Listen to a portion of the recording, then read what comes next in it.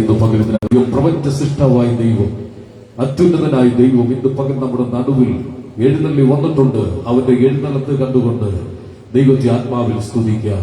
പരിശുദ്ധനായ കർത്താവ്, തേജോമനായ ദൈവം, അത്ഭുതങ്ങളെ പ്രവർത്തിക്കുന്ന കർത്താവ്, വീര്യപ്രവർത്തികളെ ചെയ്യുന്ന കർത്താവ് ഇന്ന് പകൽ നമ്മുടെ നടുവിലുള്ളത് കൊണ്ട് അവൻ അത്ഭുതമന്ത്രി, വീരനാം ദൈവമാകയാൽ ആ കൈകൾ ഉയർത്തിപ്പിടിച്ചുകൊണ്ട് യേശുവിന് ഒരിക്കലും നന്ദി പറഞ്ഞാട്ട്, ശബ്ദമുയർത്തി ആർത്തു വിളിച്ചു നന്ദി പറഞ്ഞാട്ട്, എല്ലാ കുറവുകളും കർത്താവിടെ ഏറ്റുപറയുക, എല്ലാ ബലഹീനതകളും ഏറ്റുപറഞ്ഞുകൊണ്ട് അവന്റെ ചങ്കിനൊരുങ്ങുന്ന രക്തം ഇന്ന് പകൽ നമ്മെ ശുദ്ധീകരിക്കേണ്ടതിന് വേണ്ടി ഷബൽ കനാസിയ ഞങ്ങളെ സമ്പൂർണ്ണമായി സമർപ്പിക്കുന്നു.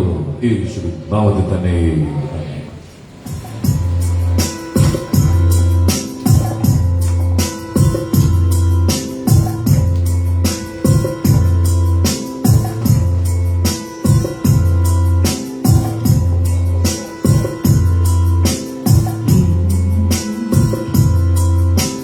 പരിശുദ്ധയാത്മാവേ, പരിശുദ്ധയാത്മാവേ, അളവില്ലാതെ നിറയുന്നതേ.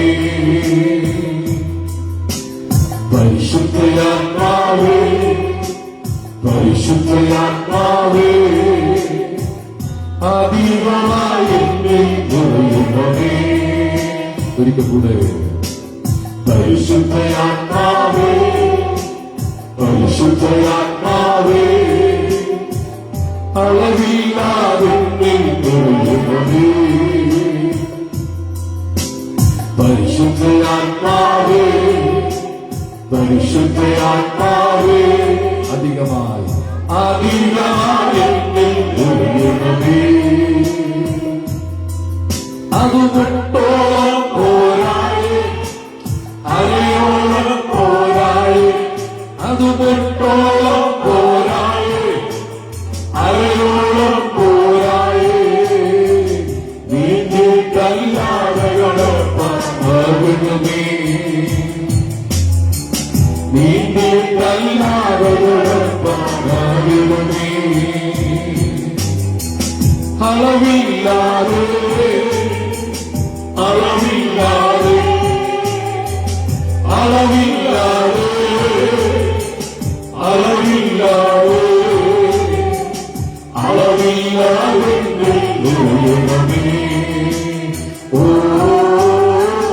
അളവില്ലാതെ നിറയുന്നതേ. പരിശുദ്ധയാത്മാവേ, പരിശുദ്ധയാത്മാവേ, അധികമായി നിറയുന്നതേ. ഒരിക്കൽ കൂടെ പരിശുദ്ധയാത്മാവേ, പരിശുദ്ധയാത്മാവേ, അധികമായി അധികമായി നിറയുന്നതേ. അത് മുട്ടോളം പോരായേ, അരയോളം പോരായേ, അത് മുട്ടോളം പോരായേ, അരയോളം പോരായേ. നീന്തിട്ടല്ലാതെ അതൊക്കെ തൊട്ടത് പഠിക്കേ. നീന്തിട്ടല്ലാതെ പകരുമേ.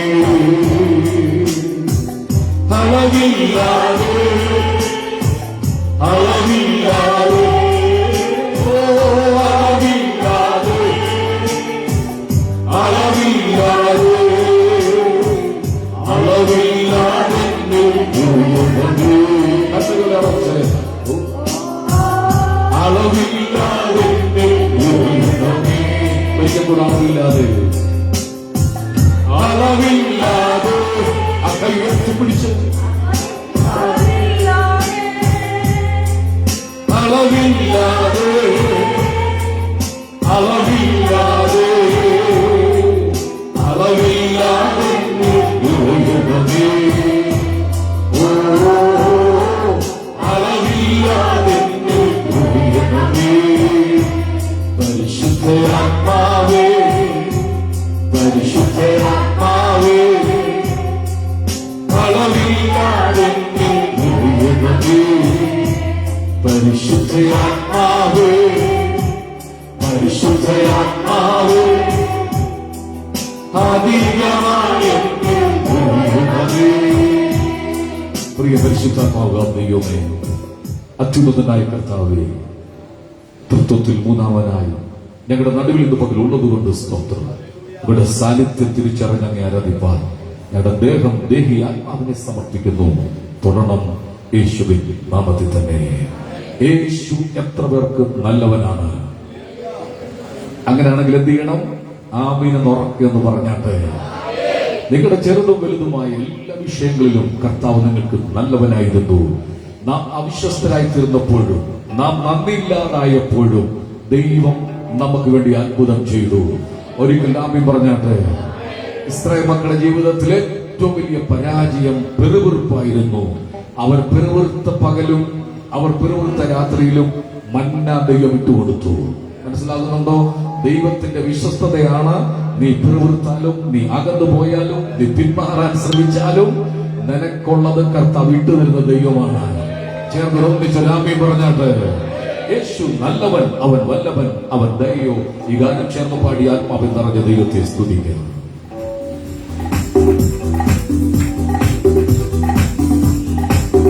യേശു നല്ലവൻ, അവൻ വല്ലവൻ, അവൻ ദയോ. യേശു നല്ലവൻ, അവൻ വല്ലവൻ, അവൻ ദയോ. ഓ പെരുവെള്ളത്തിൽ ഇരച്ചിപ്പാറേ സ്തുതിച്ചിടുക അവന്റെ നാമം. പെരുവെള്ളത്തിൽ ഇരച്ചിപ്പാറേ സ്തുതിച്ചിടുക അവന്റെ നാമം. Hallelujah, hallelujah, hallelujah, hallelujah. ഓ പാടുന്നു ഞങ്ങൾ സ്തോത്രവും ബഹുമാനം ശക്തിയും കരവും യേശുവിനെ. നീ പാടുന്നു ഞങ്ങൾ സ്തോത്രവും ബഹുമാനം ശക്തിയും കരവും യേശുവിനെ. ഓ ഞാൻ യഹോവയ്ക്കായി കാത്തുവല്ലോ.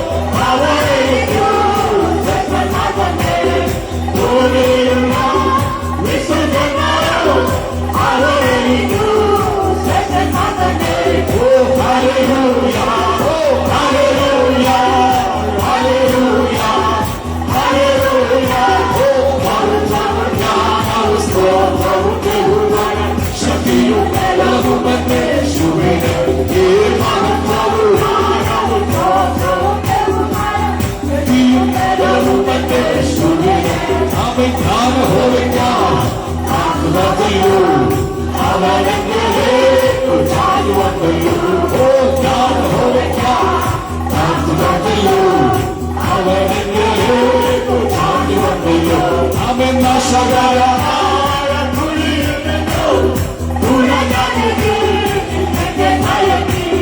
നാശകരമായ കുഴിയിൽ നിന്നും ഉയർന്നതിന് എന്നെ കയറ്റി. ഓ ഹല്ലേലൂയ ഹല്ലേലൂയ ഹല്ലേലൂയ ഹല്ലേലൂയ. ഓ മഹത്വവും സ്തോത്രവും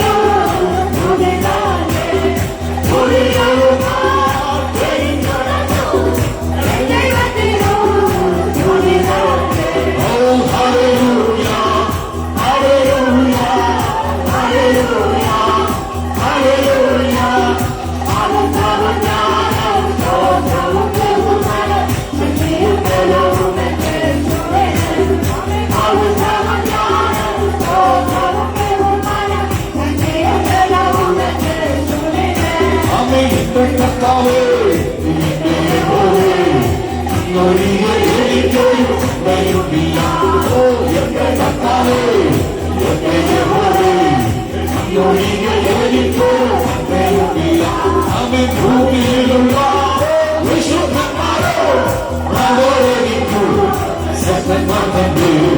ഭൂമിയിലുള്ള വിശുദ്ധന്മാരോ അവരെനിക്കു ഹല്ലേലൂയ ഹല്ലേലൂയ ഹല്ലേലൂയ ഹല്ലേലൂയ.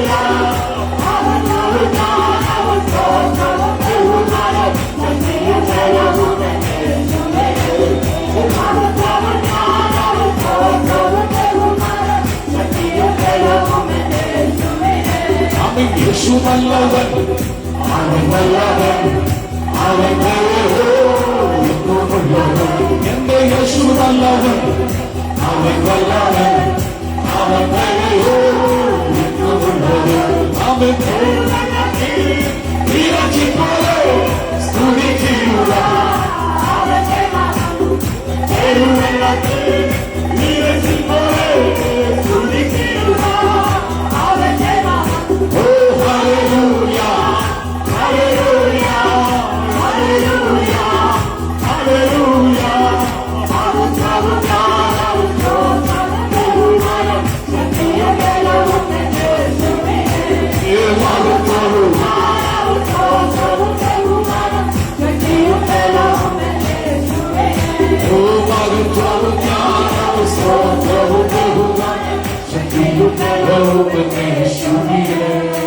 കൈകളും ഉയർത്തിപ്പിടിച്ചെന്ന് പറഞ്ഞ് മഹത്വവും മാനവും സ്തോത്രവും ബഹുമാനം യേശുവിന്.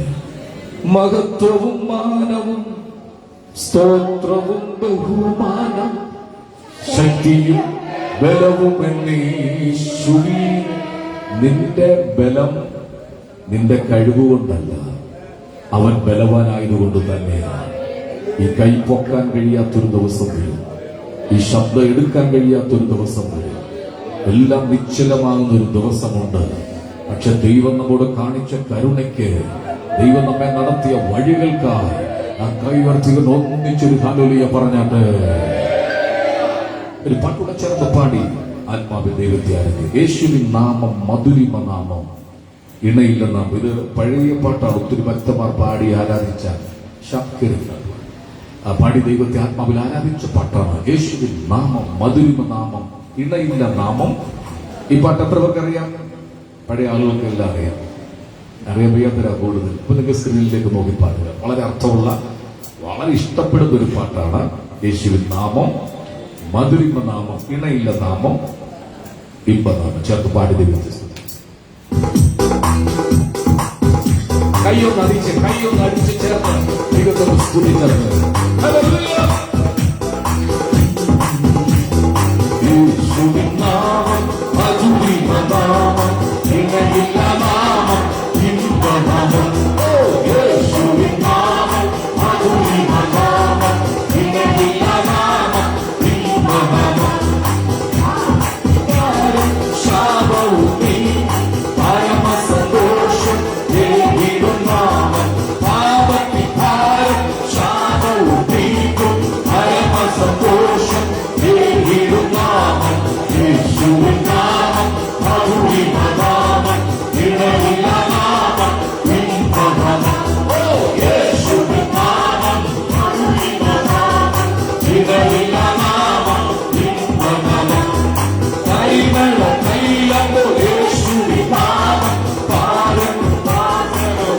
വീശിടും നാമം പരിമള തൈലപ്പോൾ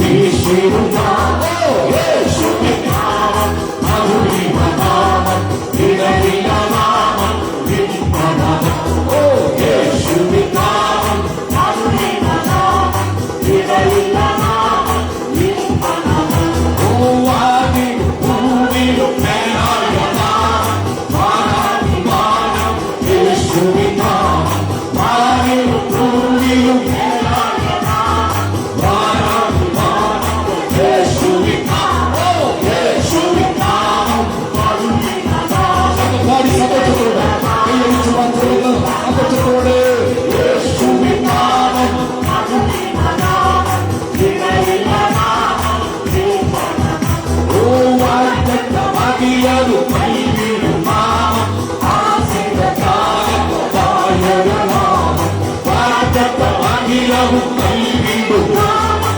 ആശീർവാദം താഴെ നാമം ഓ യേശുവിൻ നാമം മധുരിമ നാമം ഇടവില നാമം വിശ്വനാമം എന്റെ യേശുവിൻ നാമം മധുരിമ നാമം ഇടവില നാമം വിശ്വനാമം ഓ പുഴക മുകളെല്ലാം പഴകിടും നാമം ഏവരും ഒരു പഴകിടും നാമം പുഴക മുകളെല്ലാം പഴകിടും നാമം ഓ ഏവരും ഒരു പഴകിടും നാമം ഓ യേശുവിൻ നാമം മധുരിമ നാമം ഇടവില നാമം വിശ്വനാമം ഓ യേശുവിൻ നാമം മധുരിമ നാമം ഇടവില നാമം വിശ്വനാമം ഓ എത്ര മഹാത്ഭുതം യേശുവിൻ നാമം പരിശുദ്ധ പരിശുദ്ധ പരിശുദ്ധ നാമം എത്ര മഹാത്ഭുതം യേശുവിൻ നാമം പരിശുദ്ധ പരിശുദ്ധ ഒരിക്കൽ എത്ര മഹാത്ഭുതം യേശുവിൻ നാമം പരിശുദ്ധ പരിശുദ്ധ പരിശുദ്ധ എത്ര മഹാത്ഭുതം യേശുവിൻ നാമം പരിശുദ്ധ പരിശുദ്ധ പരിശുദ്ധ നാമം ഓ യേശുവിൻ നാമം മധുരിമ നാമം ഇടവില നാമം വിശ്വനാമം ഓ യേശുവിൻ നാമം മധുരിമ നാമം ഇടവില നാമം വിശ്വനാമം ഓ പാപത്തിൻ ഭാരം ശാപവും തീർക്കും പരമസന്തോഷം ഏകിടും നാമം പാപത്തിൻ ഭാരം ശാപവും തീർക്കും പരമസന്തോഷം ഏകിടും നാമം ഓ യേശുവിൻ നാമം മധുരിമ നാമം ഇടവില നാമം വിശ്വനാമം യേശുവിൻ നാമം മധുരിമ നാമം ഇടവില നാമം വിശ്വനാമം ഓ പരിമള തൈലപ്പോൾ യേശുവിൻ നാമം പാരൻ വാസന വീശിടും നാമം പരിമള തൈലപ്പോൾ യേശുവിൻ നാമം പാരൻ വാസന സന്തോഷത്തോടെ ഓ യേശുവിൻ നാമം മധുരിമ നാമം ഇടവില നാമം വിശ്വനാമം ആമേൻ യേശുവിൻ നാമം മധുരിമ നാമം ഇടവില നാമം വിശ്വനാമം ഓ വാരിലും ഭൂമി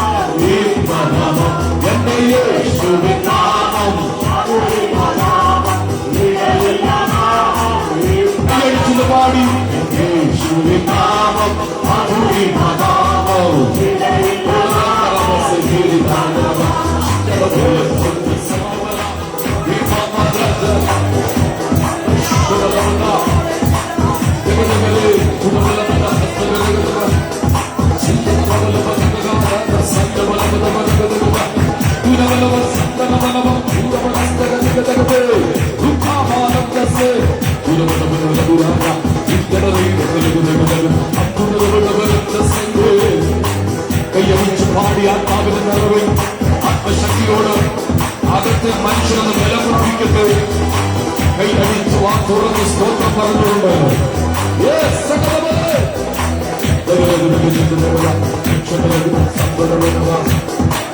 ഓ ഓ ഓ ഓ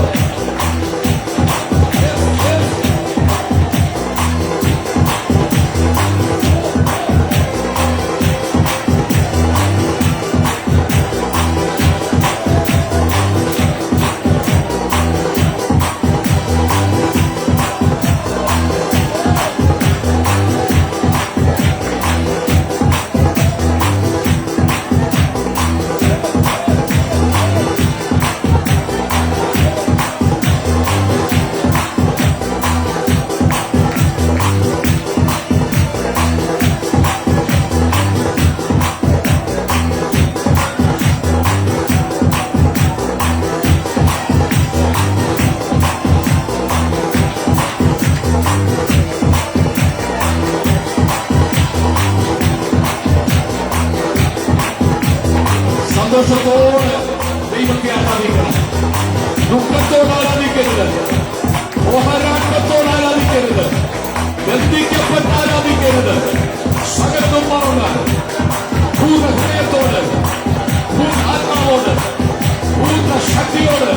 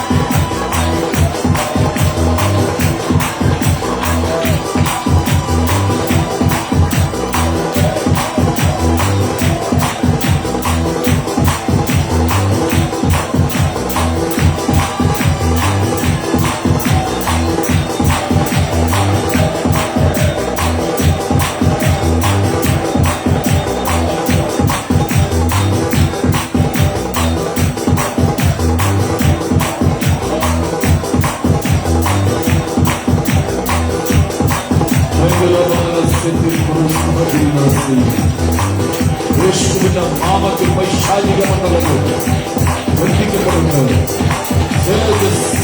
യേശുവിന്റെ നാമത്തിൽ കൃപ.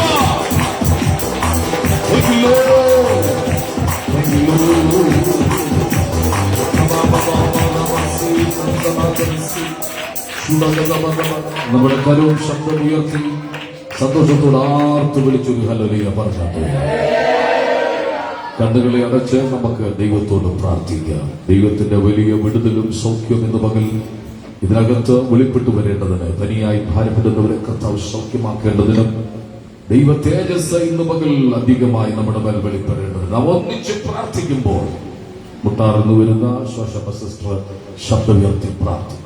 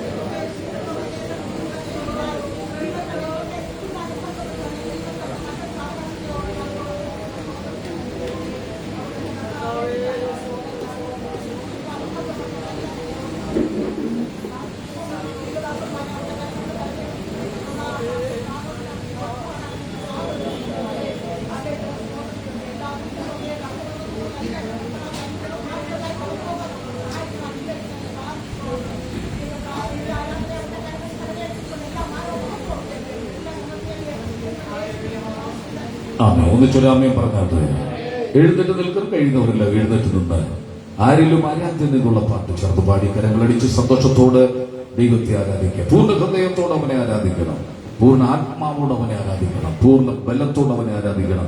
ഈ ഹോളിനകത്തിരിക്കുന്ന ഒരൊറ്റയാളും അലക്ഷ്യമായിട്ടോ അശ്രദ്ധയോടോ ഇരിക്കരുത്. ദൈവഭയത്തിലിരിക്കണം.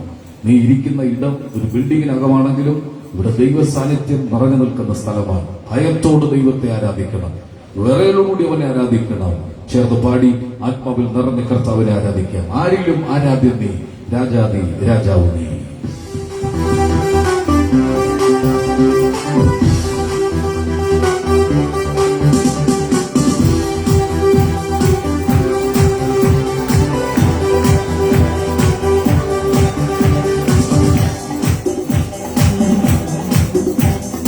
ആരിലും ആരാധ്യം നീ, രാജാതി രാജാവ് നീ. ആരിലും ആരാധ്യം നീ, രാജാതി രാജാവ് നീ. പാടി സ്തുതിച്ചിടുന്ന എല്ലാമായും നീ സ്തുതികൾ. പാടി സ്തുതിച്ചിടുന്ന എല്ലാമായും നീ സ്തുതികൾ. ഹല്ലേലൂയ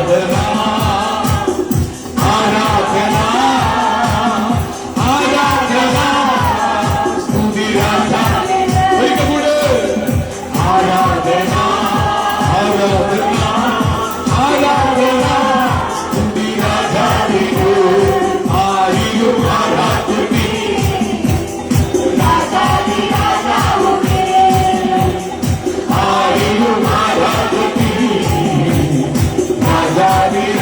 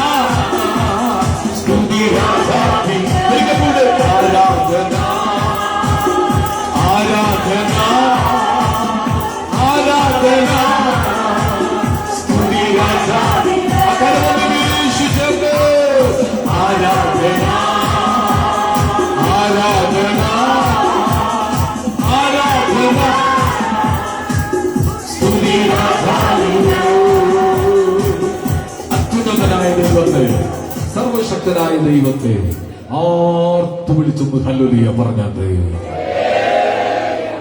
ഈ പുഴയുടെ മറുകര കേൾക്കത്തക്കവണ്ണം, ഈ വള്ളംകളിയുടെ ഫിനിഷിംഗ് പോയിന്റ് കേൾക്കത്തക്കവണ്ണം അവർ ആർക്കുന്ന ശബ്ദത്തിൽ ഉമരപ്പടിയുടെ അടിസ്ഥാനം കുലുങ്ങി. ആർത്തു വിളിക്കുമ്പോൾ നിന്നെ കുലുക്കാൻ വന്ന പ്രശ്നങ്ങൾ, നിന്നെ താഴ്ത്തിയിടാൻ വന്ന പ്രശ്നങ്ങൾ, നിന്നെ ഉടയ്ക്കാൻ വന്ന പ്രശ്നങ്ങൾ, ഇന്ന് പകൽ നിനക്ക് വിരോധമായി നിൽക്കുന്ന ആയുധങ്ങൾ ശത്രു നിലംപരിയാകേണ്ടതിനു വേണ്ടി ഒന്നിച്ചൊന്ന് ശബ്ദത്തെ ദൈവത്തൊന്ന് സ്തുതിച്ചാണ്. എല്ലാവരുടെ ചേർന്ന് കർത്താവിനൊന്ന് ഹല്ലേലൂയ എന്ന് പറഞ്ഞാട്ടെ. ദൈവത്തിന്റെ സാന്നിധ്യം ഇന്ന് പകൽ ഇതിനകത്തുണ്ട്. ആ കണ്ണുകൾ അടച്ച് രണ്ട് കൈകളും സ്വർഗത്തിലേക്ക് ഒന്ന് തുറന്നു പിടിച്ചു. അവനാർക്കും കടക്കാരനല്ല, അവനാർക്കും ബാധ്യതയല്ല, അവനൊപ്പം പറയാൻ ഒരാളില്ല, അവനെപ്പോലെ ആരാധ്യനാരുമില്ല. അവന്റെ സാന്നിധ്യം ഇന്ന് പകൽ ഈ മുറിക്കകത്ത്, ഈ ഹോളിനകത്തും നിറഞ്ഞു നിൽക്കുക.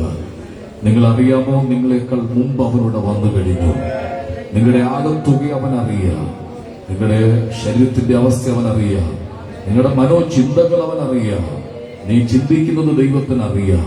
ശിമോനെ, നീ ഇപ്പൊ ചിന്തിച്ച കാര്യമുണ്ടല്ലോ, അത് അവൻ അറിഞ്ഞു കഴിഞ്ഞു. സഹോദര, നീ ചിന്തിച്ചുകൊണ്ടിരിക്കുന്ന കാര്യങ്ങൾ ദൈവത്തിനറിയാം. മനസ്സിൽ ചിന്തിക്കുന്ന പോലും അവനറിയാം. നാം എഴുന്നേൽക്കുന്നതും ഇരിക്കുന്നതും അവനറിയാം. നമ്മുടെ മനോവികാരങ്ങൾ അവനറിയാം, വിചാരങ്ങൾ അവനറിയാം. അവന്റെ മുമ്പിൽ ഒന്നും മറയ്ക്കാൻ കഴിയുകയില്ല. അതുകൊണ്ട് അവന്റെ സന്നിധിയിൽ രണ്ട് കൈകളും തുറന്നു പിടിച്ചുകൊണ്ട് ദൈവത്തോട് നമുക്ക് പ്രാർത്ഥിക്കാം.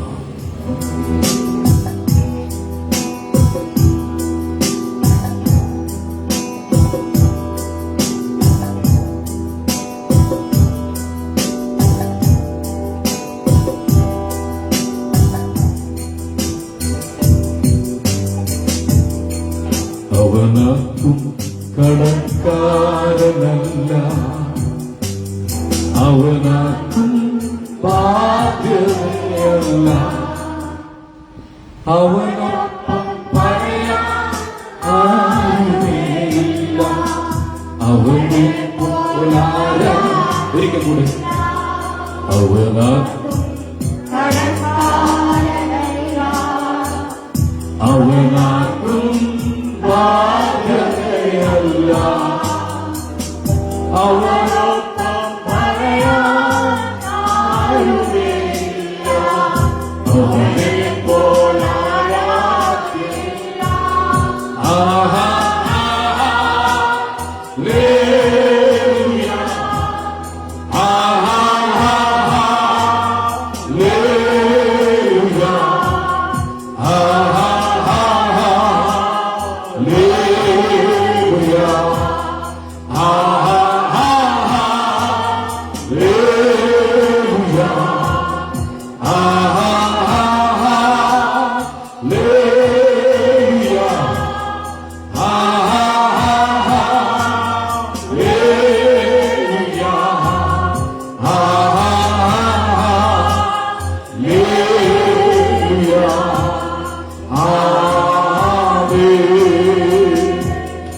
അവനത്ഭുത മന്ത്രിയാം ദൈവം, നിത്യപാദരും വീരണം ദൈവം, ഉന്നതദേവം നീതിയിൻ സൂര്യൻ, രാജാതിരാജന മഷിക. ആഹാ ഹല്ലേലൂയ, ആഹാ ഹല്ലേലൂയ, ആഹാ ഹല്ലേലൂയ, ആമേൻ. കർത്താവ് നമ്മുടെ നടുവിൽ ഇന്ന് പകൽ എഴുന്നള്ളി വന്നതുകൊണ്ട് അകരങ്ങളൊന്ന് ചേർത്തടിച്ച് ദൈവത്തിന് സ്തോത്രം ചെയ്യുന്നത്. 50-ാമത്തെ സങ്കീർത്തനം വാക്യപ്രതിവാക്യമായി പാടി നമ്മുടെ കർത്താവിനെ നമുക്ക് ആരാധിക്കാം. 50-ാമത്തെ സങ്കീർത്തനം വാക്യപ്രതിവാക്യമായി ചേർന്ന് വായിച്ച് ദൈവത്തെ ആരാധിക്കാം.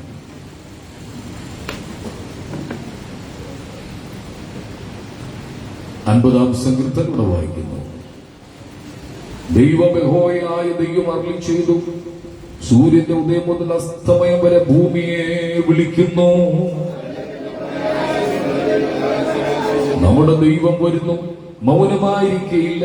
അവന്റെ മുമ്പിൽ തീ ദഹിപ്പിക്കുന്നു, അവന്റെ ചുറ്റും വലിയൊരു കൊടുങ്കാറ്റടിക്കുന്നു. യാഗം കഴിച്ചെന്നോട് നിയമം ചെയ്തവരായ എന്റെ വിശുദ്ധന്മാരെ എന്റെ അടുക്കൽ കൂട്ടുകയും എന്റെ ജനമേ കേൾക്കാം, ഞാൻ സംസാരിക്കും. ഇസ്രായേലേ, ഞാൻ നിന്നോട് സാക്ഷീകരിക്കും. ദൈവമായി ഞാൻ നിന്റെ ദൈവമാകുന്നു.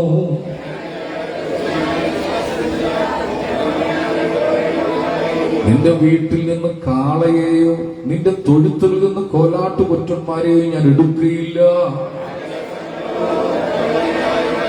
മലകളിലെ പക്ഷികളൊക്കെ ഞാൻ അറിയുന്നു, വയലിലെ ജന്തുക്കളും എനിക്കുള്ളവ തന്നെ. ഞാൻ കാളകളുടെ മാംസം തിന്നുമോ? കോലാട്ടുകൊറ്റന്മാരുടെ രക്തം കുടിക്കുമോ? കഷ്ടകാലത്ത് എന്നെ വിളിച്ചപേക്ഷിക്കാൻ ഞാൻ നിന്നെ വിടിവിക്കും, നീ എന്നെ മഹത്വപ്പെടുത്തുകയും ചെയ്യും.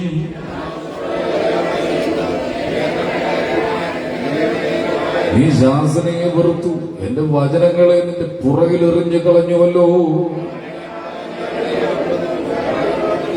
നിന്റെ വായ നീ ദോഷത്തിന് വിട്ടുകൊടുക്കുന്നു, നിന്റെ നാവ് വഞ്ചന പിണയ്ക്കുന്നു. ഇവ നീ ചെയ്തു ഞാൻ മിണ്ടാതിരിക്കാൻ ഞാൻ നിന്നെ പോലുള്ളവനെന്ന് നീ നിരൂപിച്ചു. എന്നാൽ ഞാൻ നിന്നെ ശാസിച്ച് നിന്റെ കൺമുമ്പിൽ അവയെ നിരത്തിവെക്കും.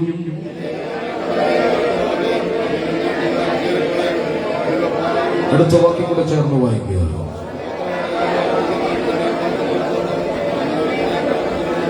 നമ്മുടെ കരങ്ങൾ ഉയർത്തി ദൈവത്തിന് സ്തോത്രം ചെയ്യുക. നമ്മുടെ കർത്താവ് ആരാധനയ്ക്ക് യോഗ്യനാകിയ സ്തോത്രം ചെയ്യുക. അവൻ നമ്മെ പാപത്തിൽ നിന്ന് വീണ്ടെടുത്തുകൊണ്ട് സ്തോത്രം ചെയ്യുക. ദേശത്തു നമ്മെ തെരഞ്ഞെടുത്തതുകൊണ്ട് സ്തോത്രം ചെയ്യുക. അവന്റെ മഹിമാധിക്യത്തിന് തക്കവണ്ണം സ്തോത്രം ചെയ്യുക. അവൻ മാത്രം ദൈവമാകിയ സ്തോത്രം ചെയ്യുക. പ്രപഞ്ചത്തെ സൃഷ്ടിച്ച സൃഷ്ടികർത്താവായ ദൈവത്തെ ആരാധിപ്പാൻ വിളിച്ചു വേർതിരിച്ചുകൊണ്ട് സ്തോത്രം ചെയ്യുക. അവന്റെ മഹത്വപൂർണ്ണനാകിയാൽ സ്തോത്രം ചെയ്യുക. അവൻ ഉന്നതനാണെങ്കിലും താഴ്മയുള്ളവനെ കടാക്ഷിക്കുന്നവനാകിയ സ്തോത്രം ചെയ്യുക. അവൻ വെളിച്ചങ്ങളെ ഉണ്ടാക്കിയതുകൊണ്ട് സ്തോത്രം ചെയ്യുക. പകൽ വാഴുവാൻ സൂര്യനെയും ചന്ദ്രനെയും നിട്ടിപ്പിച്ചുകൊണ്ട് സ്തോത്രം ചെയ്യുക. ശത്രുവിനെ കാൽവരി തകർത്തതുകൊണ്ട് സ്തോത്രം ചെയ്യുക. രക്ഷിപ്പാൻ ആഹാരം തരുന്ന ദൈവത്തിന് സ്തോത്രം ചെയ്യുക. ധരിപ്പാൻ വസ്ത്രം തരുന്ന ദൈവത്തിന് സ്തോത്രം ചെയ്യുക. പാർക്കുവാൻ ഭവനം തന്ന ദൈവത്തിന് സ്തോത്രം ചെയ്യുക. അവൻ ആരാധനയ്ക്ക് യോഗ്യനാകിയ സ്തോത്രം ചെയ്യുക. തകർത്തിടി മുഴക്കം പോലെ സ്വർഗത്തിൽ ഞാൻ പിന്നെ കേട്ടത്, വൈദികന്മാർ വീണ വീട്ടുന്നത് പോലെ സ്വർഗത്തിൽ ഞാൻ പിന്നെ കേട്ടത്.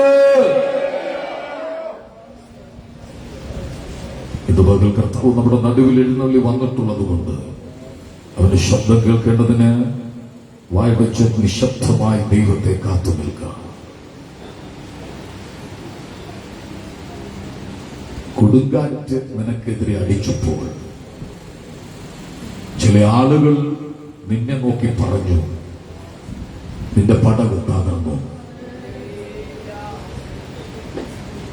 4 വശത്തു നിന്നും ചുറ്റിയടിച്ച പെരുങ്കാറ്റ് നിൽക്കാൻ കഴിയാത്ത അന്തരീക്ഷത്തിൽ നിന്നെ ഉടച്ചെന്ന് കരുതി. ചില ആളുകൾ പ്രവചിച്ചു പറഞ്ഞു, ഇനി ആ കുടുംബം എഴുന്നേൽക്കത്തില്ല. പക്ഷെ എന്റെ ആത്മാവിന്ന് പകൽ ഇടപെടുന്നു. ദേശത്ത് ഞാൻ നിന്നെ മാനിക്കുന്ന ദൈവമാണ്.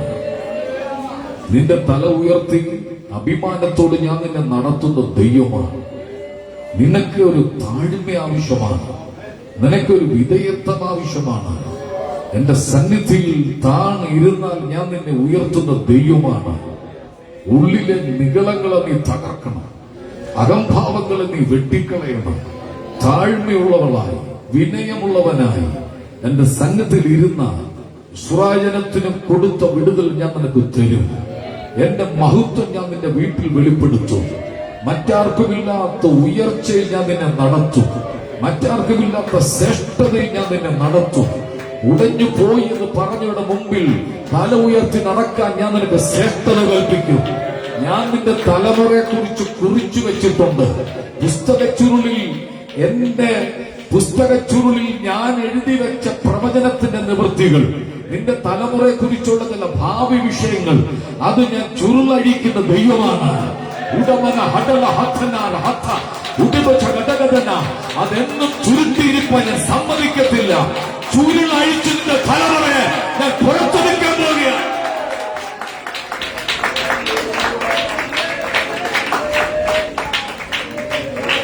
വിലാപ പന്തലിട്ട് നിന്റെ വീടൊരു വിലാപ വീടാക്കി മാറ്റാൻ പന്തല് കെട്ടുന്നവർ കാത്തിരിപ്പുണ്ട്, കുഴിയെടുക്കുന്നവർ കാത്തിരിപ്പുണ്ട്, പെട്ടിമണിയുന്നവർ കാത്തിരിപ്പുണ്ട്. അവർ കാത്തിരിക്കുമ്പോ അവരുടെ മുമ്പിലൂടെ ഞാൻ എന്റെ ജനത്തെ നടത്തിയ ദൈവം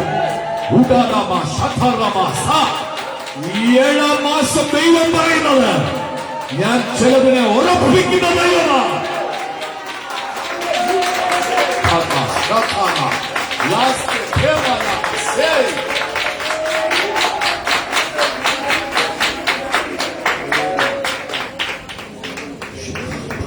എന്റെ സന്നിധി നീ താണിരിക്കെ ഞാൻ നിന്നെ ഉയർത്തും. എന്റെ ബലമുള്ള കരകളിൽ അമർന്നിരിക്കെ എനിക്ക് നിന്നെ മാനിപ്പാനുണ്ട്. ശിഖാറാമാന സന്ധനാരാസി ഞങ്ങളുടെ കർത്താവേ, ഞങ്ങളുടെ നടുവിലുള്ളത് കൊണ്ട് സ്തോത്രം. നിങ്ങളുടെ ശബ്ദം ഞങ്ങളെ കേൾപ്പിക്കുന്നത് കൊണ്ട് നന്ദി. വന്ന ജനത്തെ തൃക്കരങ്ങൾ ഏൽപ്പിക്കും. സൗഖ്യമില്ലാത്ത ഭാരപ്പെടുന്നവരെ വിടുവിക്കണമേ, വചനം അയച്ചവരെ വിടുവിക്കണം. യേശുവിൻ നാമത്തിൽ തന്നെ പ്രാർത്ഥനയോടെ എല്ലാവർക്കും ദൈവത്തിന്റെ സന്നിധിയിലായിരിക്കുക. സത്യത്തിലും ആത്മാവിലും ദൈവത്തെ ആരാധിപ്പാൻ ദൈവം കൂട്ടിവരുത്തിയ ദൈവജനത്തിനായി ദൈവത്തിന് സ്തോത്രം ചെയ്യുക. നാം വന്ന നിമിഷം മുതൽ പരിശുദ്ധാത്മാവിന്റെ സാന്നിധ്യം ഈ ഹാളിനകത്ത് നാം അനുഭവിച്ചുകൊണ്ടിരിക്കുകയാണ്. യൂത്ത് സർവീസ് നന്നായി കുഞ്ഞുങ്ങൾക്ക് നടത്താൻ ദൈവം ഭാഗ്യമൊരുക്കി. നല്ല വർഷിപ്പ്, നല്ല മെസ്സേജ് ഒക്കെ ദൈവം തന്നതുകൊണ്ട് കൈയടിച്ച് അവരെ ഒന്ന് അപ്രിഷ്യേറ്റ് ചെയ്താൽ ഓരോ ദിവസം തോറും നമ്മുടെ കുഞ്ഞുങ്ങൾ കർത്താവിന്റെ കൃപയിൽ അനുഗ്രഹിക്കപ്പെട്ടു വരികയാണ്. അവരായിരുന്ന പശ്ചാത്തലങ്ങളിൽ നിന്നും വ്യത്യസ്തമായ ഒരു ആരാധനയ്ക്ക് അവരെ ദൈവം വിളിച്ചു കൊണ്ടുവന്നപ്പോൾ പ്രത്യേകമായ കഴിവോ പ്രാപ്തിയോ ഒന്നും അവരിൽ കാണാനില്ലായിരുന്നെങ്കിലും അവർ സമർപ്പിച്ചു കഴിഞ്ഞപ്പോൾ അവരിലുള്ള കൃപാവരങ്ങൾ വെളിപ്പെടാൻ തുടങ്ങി. അത് പൊതു സദസ്സിൽ, പൊതുവേദിയിൽ, പൊതുജനങ്ങളുടെ നടുവിൽ ഓരോ ശുശ്രൂഷകളും കുഞ്ഞുങ്ങളുടെ പാട്ടാകട്ടെ, അവരുടെ മെസ്സേജ് ആകട്ടെ, ലീഡിംഗ് ആകട്ടെ, എല്ലാം ഏറ്റവും മനോഹരമാക്കി കർത്താവ് തീർത്തതുകൊണ്ട് ഞാൻ ദൈവത്തിന് നന്ദി പറയുകയാണ്. ഒരുപാട് കഴിവുകൾ നമ്മിൽ കർത്താവ് തന്നിട്ടുണ്ട്. അതിന്റെ 1% പോലും നമ്മൾ ഇതുവരെയും ഉപയോഗിച്ചിട്ടില്ല. നമ്മുടെ ബ്രെയിൻ ഇനിയും സ്പേസ് ഒത്തിരി കിടപ്പുണ്ട്, ഒത്തിരി ഉപയോഗിക്കാൻ കിടക്കുകയാണ്. നല്ല കാര്യങ്ങൾക്ക് വേണ്ടി ഉപയോഗിച്ചാൽ നല്ലത് പുറത്തു വരിക തന്നെ ചെയ്യും. പ്രത്യേകിച്ച് ദാനിയേൽ പ്രവാചകന്റെ പുസ്തകത്തിൽ വായിക്കുന്നു, അന്ത്യകാലത്ത് ജ്ഞാനം വർദ്ധിക്കും. ഏറ്റവും അധികം ജ്ഞാനം വർദ്ധിക്കുന്ന ഒരു കാലഘട്ടമാണ് നമ്മൾ ഇന്ന് ജീവിക്കുന്ന കാലഘട്ടം. അപ്പോൾ തന്നെ ഓർത്തോണം, മനുഷ്യൻ അഹങ്കാരികളായി തീരുന്ന വർഷങ്ങളാണ്. ഉന്നത ഭാവം, നിഗളഹൃദയമുള്ള മനുഷ്യനായി തീരുക. താഴ്മയില്ല. ദൈവസന്നിധി വന്നാലും താഴ്മയുള്ള ഹൃദയമില്ല. അഹങ്കാരവും നികളവും ഉള്ളി വെച്ചുകൊണ്ടിരിക്കുക. ദൈവത്തെ ആരാധിക്കാതെ മനസ്സ് കഠിനപ്പെടുത്തി പറവോനെ പോലെ ഇരിക്കുന്ന ആളുകളുണ്ട്. ഇതിന് നടുവിലും ദൈവത്തെ ആർത്തു വിളിച്ച് ആരാധിച്ചവർക്കായി ഞാൻ ദൈവത്തിന് സ്തോത്രം ചെയ്യുകയാണ്. ഈ 7 മാസത്തെ ഒരു പ്രത്യേകത എന്ന് പറയുന്നത് വചനാടിസ്ഥാനത്തിൽ ഒരു ദൂത് ഞാൻ കൈമാറിയിട്ട് പരിശുദ്ധ പത്രം ആലോചനയിലേക്ക് ഞാൻ പ്രവേശിക്കാം. ഉൽപ്പത്തി പുസ്തകം 8-ാം അധ്യായത്തിൽ വായിക്കുന്നു, 7-ാം മാസം 10-ാം തീയതി പെട്ടകം അരരാത്ത് പർവ്വതത്തിൽ ഉറച്ചു. ഈ ദൂത് പറയുമ്പോൾ എത്ര പേര് ആമീൻ പറഞ്ഞ എനിക്കറിയത്തില്ല. ചില വിഷയങ്ങളെ ദൈവം ഉറപ്പിക്കാൻ പോവുകയാണ്. എനിക്കറിയത്തില്ല. ഒഴുകി നടന്ന ചില വിഷയങ്ങൾ, എങ്ങും ഉറക്കാതെ ഒഴുകി നടന്ന ചില വിഷയങ്ങൾ ആ കുടുംബത്തെ നോക്കി തകരാൻ പോവുകയാണെന്ന് പെട്ടകത്തിനകത്ത് കയറിയവർ പോലും, പെട്ടകം പണിത ആശാരി പോലും രക്ഷയില്ലെന്ന് പറഞ്ഞപ്പോൾ ആമെ പെട്ടകത്തിനകത്ത് കയറിയവർക്ക് രക്ഷ കിട്ടി. പുറത്തു കിടന്നവൻ ശിക്ഷിക്കപ്പെട്ടപ്പോൾ അലഞ്ഞു മുലഞ്ഞു നടക്കുന്ന നിന്റെ കുടുംബത്തിന്റെ പ്രശ്നത്തെ, നിന്റെ തലമുറ വിഷയത്തെ, നിന്റെ ജോലി കാര്യത്തെ ഈ 7-ാം മാസം ദൈവം ഉറപ്പിക്കാൻ പോവുക. അത് വിശ്വസിക്കുന്ന 2 കൈ കൂട്ടിയടിച്ച് ദൈവത്തെ സ്തുതിക്കാം.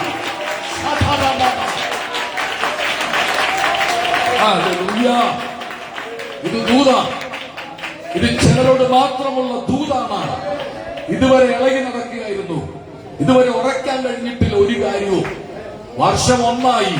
കർത്താവ് ഇന്ന് പറയുന്ന പ്രവചനത്തെ ചാടിപ്പിടിച്ച് മുറുകെ പിടിച്ചോണം. നീ ഉറക്കാൻ പോകുക, നിന്റെ തലമുറ ഉറക്കാൻ പോകുക, നിന്റെ ഭാവി ഉറക്കാൻ പോകുക.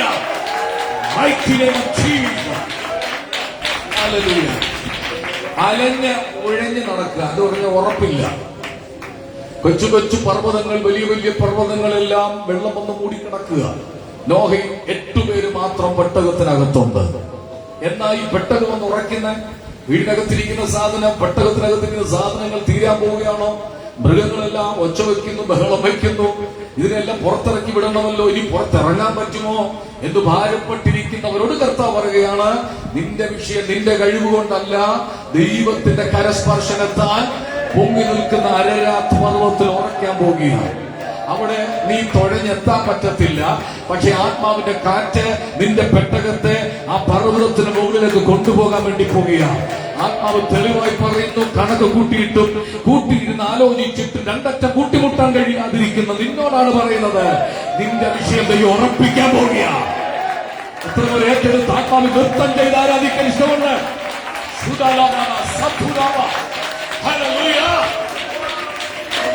പെട്ടകം ഉറച്ചു. പെട്ടകം ഉറച്ചെന്ന് പറഞ്ഞുകൊണ്ട് ചാടി ഇറങ്ങി പോകരുത്. അസ്ഥിര മനസ്സുകൾ പരിഹാരം കണ്ടെത്തണം.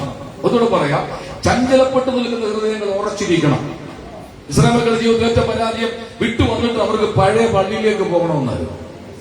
വിട്ടു വന്നിട്ട് പഴയ ആരാധനയിലേക്ക് പോകണം. ഇടയ്ക്കിടയ്ക്ക് അവർ പറയും, എടി നമുക്കങ്ങ് പോയേക്കാം, നമുക്കങ്ങ് പോയേക്കാം.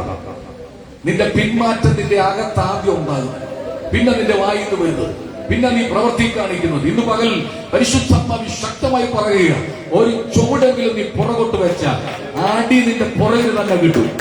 വിശ്വാസത്തിന് വേണ്ടി നീ നിൽക്കാൻ തയ്യാറായിക്കോണം. നിന്നെ വിളിച്ചവൻ വിശ്വസ്തനാണ്. നീ ഉറയ്ക്കാനാണ് ദൈവം നിന്നെ വിളിച്ചു കൊണ്ടുവന്നത്. ഏറ്റവും ഉയരമുള്ള പർവ്വതത്തിലാണ് നിന്റെ പെട്ടകത്തെ ഉറപ്പിക്കാൻ പോകുന്നത്.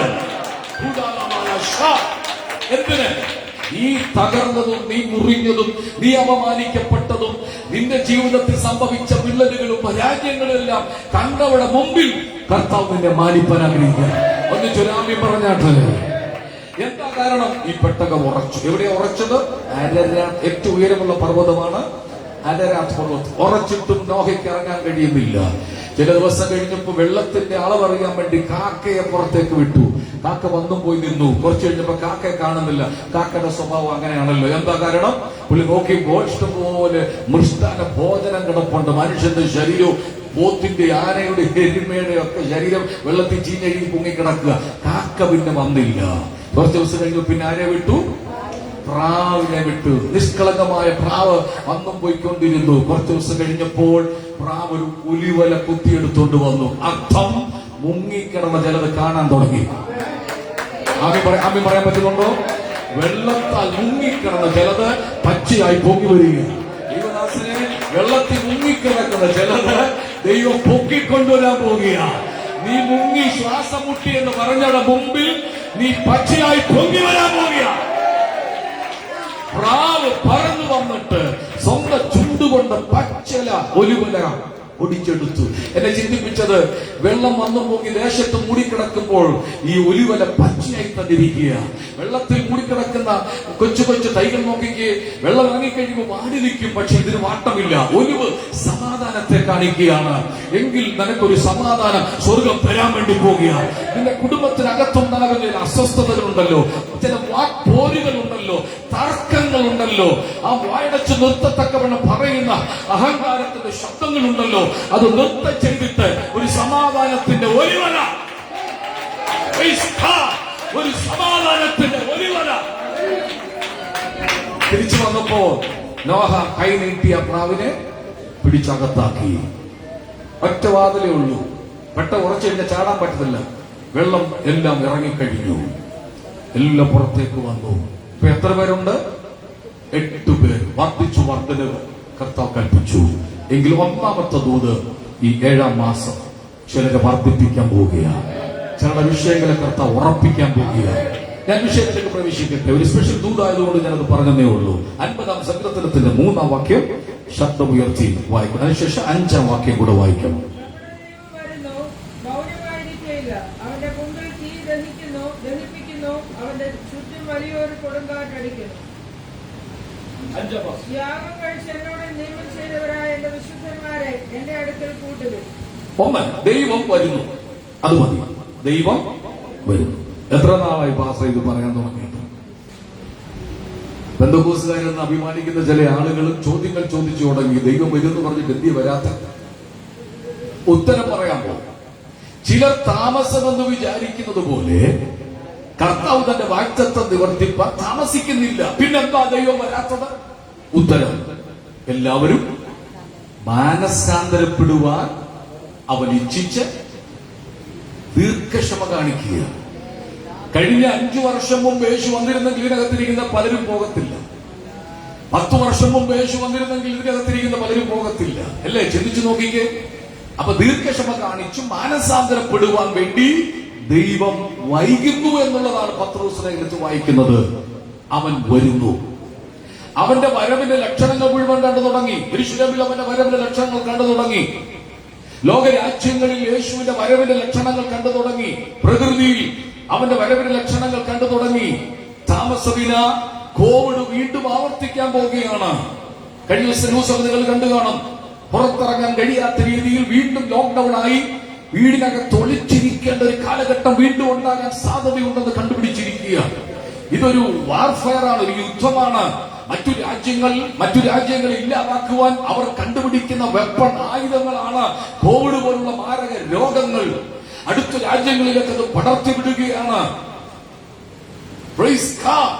ഇന്ന് പകൽക്കാലം ഞാനിത് പറയാൻ കാരണം, യേശുവിന്റെ വരവിന്റെ ലക്ഷണങ്ങൾ എന്നും കണ്ടു തുടങ്ങിയിരിക്കുമ്പോൾ ഉഴപ്പി പിന്മാറി പുറകോട്ട് പോകാതെ ദൈവകൃപയ്ക്കൊത്തവണ്ണം മുന്നോട്ട് കാലുവെച്ചോണം. വീടിനകത്ത് ആത്മീക ഉഴപ്പുള്ളവർക്ക് വേണ്ടി ഉപവസിച്ച് കരഞ്ഞു പ്രാർത്ഥിക്കണം. മാനസാന്തരപ്പെടേണ്ടവർ മാനസാന്തരപ്പെടണം. യഥാസ്ഥാനപ്പെടേണ്ടവർ യഥാസ്ഥാനപ്പെടണം. എന്തുകൊണ്ട്? ദൈവം വരുന്നു. ഉറക്കെ പറഞ്ഞാട്ടെ, ദൈവം വരുന്നു. ഉറക്കെ പറഞ്ഞാട്ടെ. ഏറ്റവും അധികം കേൾക്കുന്ന ശബ്ദം എന്താണ്? ദൈവം വരുന്നു. TV ഓൺ ചെയ്താൽ കേൾക്കുന്ന എന്താണ്? യേശുവിന്റെ വരവാണ്. റേഡിയോ ഓൺ ചെയ്താൽ കേൾക്കുന്ന എന്താണ്? യേശുവിന്റെ വരവാണ്. സോഷ്യൽ മീഡിയയിൽ ഏറ്റവും അധികം കേൾക്കുന്ന എന്താണ്? യേശുവിന്റെ വരവാണ്. ഏറ്റവും അധികം പ്രസംഗിക്കപ്പെടുന്ന വിഷയം എന്താണ്? യേശുവിന്റെ മടങ്ങി വരവാണ്. ഏറ്റവും അധികം ലഘുലേഖകൾ അച്ചടിക്കുന്നത് എന്താണ്? യേശു വരാറായി എന്നുള്ളതാണ്. ഏറ്റവും അധികം ബൈബിൾ ട്രാൻസ്ലേഷൻ ചെയ്തത് എന്തിനു വേണ്ടിയാണ്? യേശു വരാറായി എന്നുള്ള സത്യമാണെങ്കിൽ രഹബോത്ത് ചർച്ചിനോട് ദൈവം ഭയത്തിൽ ഞാൻ പറയുകയാണ്, അവന്റെ വരവ് ഏറ്റവും അടുത്തിരിക്കുകയാണ്. സ്നാനപ്പെടണം. കർത്തുമേശ എടുക്കേണ്ടവർ കർത്തുമേശ എടുക്കണം. വിളക്കിൽ എണ്ണയില്ലാത്തവർ വിളക്കിൽ എണ്ണ കരുതണം. കരിന്തിരികൾ മുറിച്ചു കളയണം. ഒരുക്കത്തോടിരിക്കണം. എപ്പോൾ മണവാളം വന്ന് മുട്ടിയാലും തുറക്കപ്പെടാൻ തക്കവണ്ണം ഒരുക്കം നമുക്കുണ്ടായിരിക്കണം. ഇന്നലെ വൈകിട്ട് പോലീസ് സ്റ്റേഷനിൽ ഒരു കോൾ വന്നില്ല. രാവിലെ മുതൽ പോലീസ് സ്റ്റേഷനിലായിരുന്നു. ഉച്ചയായപ്പോൾ ഫാമിലി പ്രോബ്ലങ്ങൾ ഒത്തിരി ഉണ്ടായിക്കൊണ്ടിരിക്കുക, കുടുംബ പ്രശ്നങ്ങൾ. പണ്ടൊക്കെ ഞാൻ സഹകരിച്ചു പറയും, എങ്ങനെയൊക്കെ സഹിച്ചൊക്കെ പോ സഹോദരി, അടിയോ ഇടിയോ ഒക്കെ തൊഴിയും കൊണ്ട്. ഇപ്പൊ അത് പറയാൻ പറ്റത്തില്ല. ഇപ്പൊ നേരെ തിരിച്ചാ പറയുന്നത്. എന്തിനാ അടി ഇടിയും തൊഴിയും കണ്ട് ഇങ്ങനെ കീഴെ കിടക്കുന്ന എത്ര കേസുകൾ. ഇന്നലെ 1:30-2 മണിയായ സ്റ്റേഷനിൽ വന്നപ്പോ നമ്മൾ ഈ ടീം വർക്ക് ചെയ്യുന്നതുകൊണ്ട് കൗൺസിലിങ്ങിനും ഒക്കെ ആളുകൾ പോലീസുകാർ വിളിക്കുക. വീട്ടിൽ വന്നൊന്ന് റെസ്റ്റ് ചെയ്തു, പനിയൊക്കെ ആയിരുന്നുകൊണ്ടൊന്ന് 5:30 വീണ്ടും സർക്കിൾ വിളിച്ചിരിക്കുന്നു, പെട്ടെന്ന് വരെ വരണം. വിവരം പോലും പറയുന്നില്ല. ഞാൻ ടീമിലെ 2 പേരെ ഇതിനും ഞങ്ങളെല്ലാം കൂടെ കൂടി ഓടി അവിടെ ചെന്നു. ഒരു ചെറുപ്പക്കാരൻ, എത്ര വയസ്സുണ്ട്? 25 വയസ്സാണ്.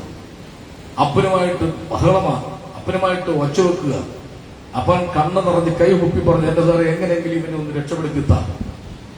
കുറിക്കാത്തതുകൊണ്ട് അവനെ ചോദ്യം ചെയ്തു. അവനെ വയലന്റ് ആവുക. ഞാൻ പാസ്സാണെന്ന് അവൻ അറിയത്തില്ല. ഞാൻ പാസ്സാന്ന് പറഞ്ഞിട്ടില്ല. പോലീസുകാർക്കെല്ലാം അറിയാം. നമ്മൾ മാറി കേടാന്ന് പറഞ്ഞു. എന്റെ അവകാശങ്ങളോട് നിങ്ങൾ കേൾക്കണം. എന്നെ അടിക്കാൻ പറ്റത്തില്ല, എന്നെ ചോദ്യം ചെയ്യാൻ പറ്റത്തില്ല. ഇവനങ്ങ് വയലന്റ് ആവുകയാണ് ഭയങ്കരമായിട്ട്. ചുരുക്കി പറഞ്ഞു കഴിഞ്ഞാൽ സ്നേഹത്തോട് ശാസിച്ചും തർജ്ജന ചെയ്തുമൊക്കെ അവനെ പിടിച്ചു വെളിയിൽ കൊണ്ടുവന്നു. നാക്കട ഹോസ്പിറ്റലിൽ കൊണ്ടിടാം, ഡി അഡിക്ഷൻ സെന്ററിൽ. അവൻ പറഞ്ഞു, ഞാൻ കള്ളു കുടിക്കത്തേ ഉള്ളൂ, മറ്റു ലഹരി ഒന്നും ഞാൻ ഉപയോഗിക്കത്തില്ല. തലമുറയുടെ എണ്ണം കൂടിക്കൊണ്ടിരിക്കുക. എന്ത് ചെയ്താൽ ജീപ്പേ കയറത്തില്ല. പോലീസെല്ലാം കൂടെ പിടിച്ചു കെട്ടി, ഇവരെല്ലാം കൂടെ കൂടി പിടിച്ചവനെ പൂട്ടി അവനെ ജീപ്പെ കയറ്റി, എന്റെ വണ്ടിയെ കയറ്റി നാക്കട കൊണ്ടുവന്നു. അപ്പൻ പുറകെ ബൈക്ക് ഓടിച്ചു വരാൻ പറഞ്ഞു. അവന് മനസ്സിലായി കൂട്ടാൻ പോവാ. അവന്റെ ബോഡി പരിശോധിച്ചപ്പോ കഞ്ചാവിന്റെ പൊതിയെടുത്തു. കഞ്ചാവിന് അടിമയാണ്. വീട്ടിനകത്ത് കലഹമുണ്ടാക്കി ഒച്ച വെച്ച് സംസാരിക്കും. ഈ ഒത്തിരി ഒച്ച വെക്കുന്നവരൊക്കെ ഒന്ന് ശ്രദ്ധിച്ചോണേ. നിങ്ങളുടെ കാര്യമല്ല പറയും. വീട്ടിൽ കിടന്ന് ചുമ്മാ ബഹളം വെക്കുന്നവര് എന്തിനെങ്കിലും അഡിക്റ്റ് ആയിരിക്കും. ഒന്നെങ്കിൽ കോപത്തിന് അടിമപ്പെട്ടവരായിരിക്കും. കോപം എപ്പോഴും മുൻകോപമുള്ളവരായിരിക്കും. അലൂമിനിയം കലം പോലെ പെട്ടെന്ന് ചൂടാകുന്ന സ്വഭാവം. ഇവിടെ മനസ്സിനകത്ത് വൈരാഗ്യം പകയും നുരഞ്ഞു നിൽക്കുന്നത് കൊണ്ടാണ് പെട്ടെന്ന് പൊട്ടിത്തെറിക്കുന്നത്. പക്ഷെ പൊട്ടിത്തെറിച്ചു കഴിഞ്ഞാൽ പേട്ട ഒരു ശാന്തരാവും. ഈ ചെറുകിനെ കൊണ്ടാക്കി അവരെന്നോട് പറഞ്ഞു, എന്റെ അപ്പനെ ഒന്ന് വിളിക്കാൻ, അവർക്ക് രണ്ട് കാര്യം പറയാനുണ്ട്. എനിക്ക് മനസ്സിലായി ചീത്ത വിളിക്കാനാണ്. കാരണം മുമ്പേ ഒരു കേസ് ഞാൻ ഇതുപോലെ കൊണ്ടുപോയതാ. സാറേ അപ്പനോടൊന്ന് സംസാരിക്കാനോ ഒന്ന് വിളിക്കാൻ ചോദിച്ചു. അപ്പൊ എന്താ മോനെ, ഒരു കാര്യം പറയാൻ അപ്പനോടൊന്ന് പറഞ്ഞു. എന്റെ ദൈവമേ, ഞാൻ അച്ഛാ വിളിക്കുന്നെന്ന് പറഞ്ഞു വന്നു. ഞാൻ ചെവി പൊത്തി ഇറങ്ങി ഓടിയത് എനിക്കറിയാം. അവൻ പഠിച്ച അക്ഷരം മുഴുവൻ ഉപയോഗിച്ചു. അപ്പം കൈ പറഞ്ഞു, എന്നൊപ്പം അവൻ വളർന്നു പാസ്സായ. എന്നെ നേരെ രാവിലെ അടിക്കാൻ കൈപൊക്കി. എന്റെ വില പോയി. തകർന്ന കുടുംബങ്ങളുണ്ട് നമ്മുടെ നാട്ടിൽ. മദ്യവും മയക്കുമരുന്നിന്റെ ലഹരിയുടെ ഉപയോഗം കൂടിക്കൊണ്ടിരിക്കുക. ആ വാർഡിലൊക്കെ ചെന്ന് കഴിഞ്ഞാൽ നിങ്ങൾ ഇടയ്ക്ക് പോയി കാണണം. ഞാൻ വേണേ കാണാനുള്ള പിന്നെ ചെയ്തു തരാം. കിടക്കുന്ന മുഴുവൻ ചെറുപ്പക്കാരൻ. വായിൽ ഉപയോഗിക്കുന്ന വസ്തുക്കൾ, കുടിക്കുന്ന വസ്തുക്കൾ എല്ലാം സുലഭമാണ്. പെൺകുട്ടികളാണ് ഇതിന് മുന്നിൽ നിൽക്കുന്നത്. മേഴ്സി പഠിക്കാൻ പോയി പെൺകൊച്ചു കണ്ടില്ലേ? MDMA വിൽക്കാൻ അവളെ പിടിച്ചത് കണ്ടില്ലേ? കുഞ്ഞുങ്ങൾക്ക് വേണ്ടി പ്രാർത്ഥിക്കണം. അവർ ഉപയോഗിക്കുന്ന മൊബൈൽ നോക്കണം. അവർ പോകുന്ന പുറകെ പോകണം. നിങ്ങൾ എന്താണ് കഷ്ടപ്പെടുന്നത്? നിങ്ങൾ ആർക്കു വേണ്ടിയാണ് കഷ്ടപ്പെടുന്നത്? നിങ്ങളുടെ തലമുറയെ നേരെയാക്കാൻ നിങ്ങൾക്ക് കഴിയുന്നില്ലേ? അവർ പോകുന്ന വഴിയിലൂടെ നിങ്ങൾ കരയണം, നിങ്ങൾ ഉപവസിക്കണം, നിങ്ങൾ നിലവിളിക്കണം. ദൈവസന്നിധിയിൽ പ്രാർത്ഥിച്ചിട്ടും മറുപടി കിട്ടുന്നില്ലെങ്കിൽ ദൈവസന്നിധി വീണ് കിടക്കണം. മറുപടി കിട്ടാതെ എഴുന്നേക്കത്തില്ലെന്ന് പറയണം. ദൈവത്തെ യാക്കോബ് കയറി പിടിച്ച പോലെ കയറി പിടിക്കണം. നിശ്ചയമായിട്ടും തലമുറകൾ ദൈവം മടക്കി വരുത്തും. ഉറപ്പു തരാം. ഈ പുൽപ്പറ്റിൽ നിന്നുകൊണ്ട് അഭിഷേകത്തിന് എന്ന നിലയിൽ ഞാൻ പറയാം, നിന്റെ തലമുറ നഷ്ടപ്പെടാൻ ദൈവം അനുവദിക്കത്തില്ല. ഇന്നല്ലെങ്കിൽ നാളെ നിന്നോടൊപ്പം ഇരുന്ന് ആരാധിക്കുവാൻ ദൈവം കൊണ്ടുവരും. ഉറപ്പുള്ളവർ മാത്രം രാമ്യം പറഞ്ഞാൽ ദൈവം വരുന്നു. ലോക സംഭവങ്ങളെല്ലാം ലഹരി മാഫിയ കൂടിക്കൊണ്ടിരിക്കുക. തെരുവുകളെല്ലാം കഞ്ചാവ് വിൽപ്പനയുണ്ട്, MDMA വിൽപ്പനയുണ്ട്. ഇത് വർദ്ധിച്ചുകൊണ്ടിരിക്കുന്ന ലക്ഷണം യേശുവിന്റെ വരവാണ്.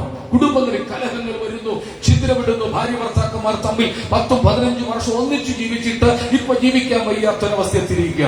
ലിവിംഗ് ടുഗദർ എന്ന് പറയുന്ന ഒരു വ്യവസ്ഥ ഗവൺമെന്റ് വെച്ചിരിക്കുന്നു, കോടതി വെച്ചിരിക്കുന്നു. ആർക്കും ആരുടെ കൂടെ പോകാം, ആർക്കും ഇഷ്ടമുള്ളൂടെ പോകാം. ഇന്നലെ രാവിലെ വന്നൊരു കേസ് വന്നിതാണ്. ഭർത്താവ് ഭാര്യയെ ചൊല്ലി പ്രശ്നമുണ്ടാക്കി ഡിവോഴ്സ് കോടതിയെ ആവശ്യപ്പെടാൻ പറഞ്ഞിരിക്കുക. ജീവിച്ചു തുടങ്ങിയതേ ഉള്ളൂ. ഞങ്ങളുടെ ജീവിച്ച് വർക്ക് ചെയ്യുന്ന ഒരാൾ പറഞ്ഞു, ഇങ്ങനെയാണെങ്കിൽ അച്ഛൻ പെണ്ണ് കെട്ടാതിരിക്കുന്നതല്ലേ നല്ല, വളരെ കുറച്ചുകൂടെ നല്ലതെന്ന് പറഞ്ഞു.